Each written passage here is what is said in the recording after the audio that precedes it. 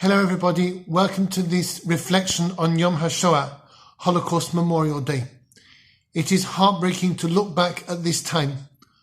Heartbreaking to think about the millions of innocents who were slaughtered by the Nazis, 6 million Jews and hundreds of thousands of others who were murdered in cold blood, not for anything that they had done wrong, but simply because of who they were.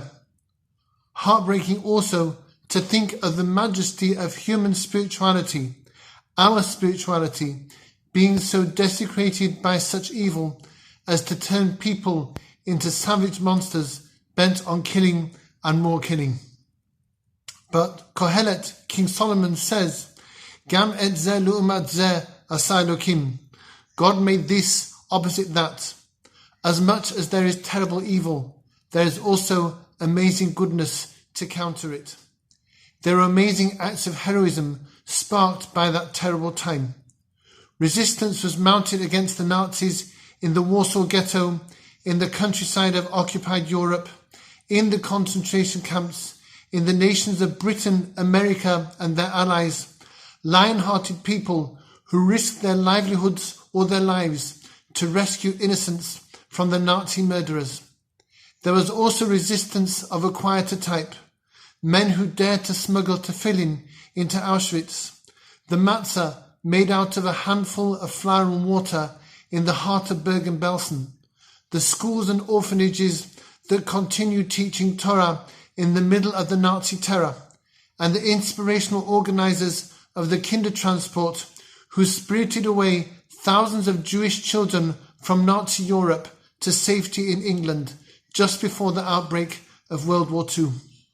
My own mother was one of those children. When her parents put her on a train in Berlin, she had next to no idea what was going on, as she was a tiny child. But her parents knew that their hope for her and themselves was all but gone. And yet my mother survived, raised by a kind couple in Birmingham who loved her as if she was their own daughter. And her parents survived too, escaping Nazi Germany and making it to England to be reunited with her. If only the anxious Jewish parents could have seen in that desperate moment in the Berlin train station when they put their little children on trains full of strangers to be carried off across Europe to a country they did not know. If only they could have seen how their courage and faith would be blessed with new life as their children grew up to create families and communities, and for many to move to Israel, the Jewish state in the Jewish homeland that had seemed just like an impossible dream during the dark years of the Holocaust. Those parents' strength at that time bore the most amazing fruit. As I speak to you now, it is also a time of terrible suffering across the world. Hundreds of people are dying every day in the UK alone from the coronavirus. But Gamet ze lu'umat ze asa Elokim. God made this opposite that. Where there is suffering and destruction, God has created opportunities for greatness. Like the heroes of the Holocaust, we are called by the tragedy unfolding around us to faith, hope and strength. For those with the training and resources, it may be something as amazing as finding a cure.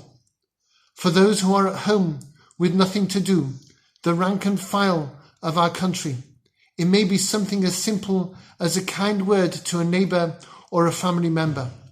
Let us all do whatever we can, and perhaps more than we ever dreamed we could do, to resist and combat the hardship of our own time.